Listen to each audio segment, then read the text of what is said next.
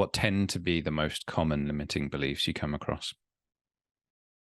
Um, the most common limiting beliefs are just like those ones where they're beating themselves up about things like a lot. Like, oh, I'm not actually good in this category.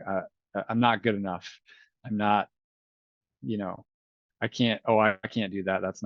I'm not the best person for that. And there's just a lot of it too. Most of the time they come from some sort of childhood thing. And so I've had conversations with people where when I ask them a question, they can't even get there. They can't even understand because they've had these limiting beliefs for so long that we have to talk about those first and then take the time to peel that back.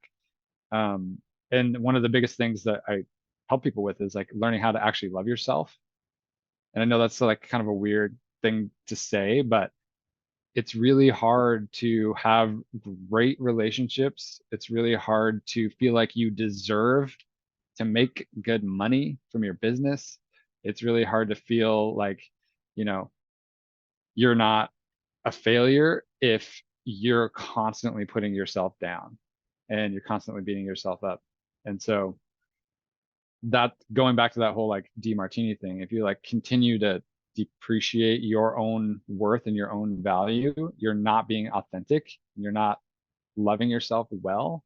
And then so there's other things that are showing up and not happening in your life because of that, because you're allowing yourself to stay like in this box. Um, no, like simple things like, oh, if I lose 20 pounds, then I'll be skinny, and skinny people aren't very nice. It can be stuff like that. And so I'm going to self-sabotage and not lose that 20 pounds, even though I know it's healthier and I'd like to lose 20 pounds because I don't want to be a skinny, mean person. Sounds a lot like it would be a worthwhile exercise to determine which are your limiting beliefs and perhaps which aren't. Is there anything that I don't know, any exercise you can recommend about how you could determine whether you have limiting beliefs on a particular topic? Yeah. So I think most people can, in their gut, can figure it out pretty quickly. Um, it's like, what are those patterns that you repeat or you say to yourself that you're putting yourself down typically?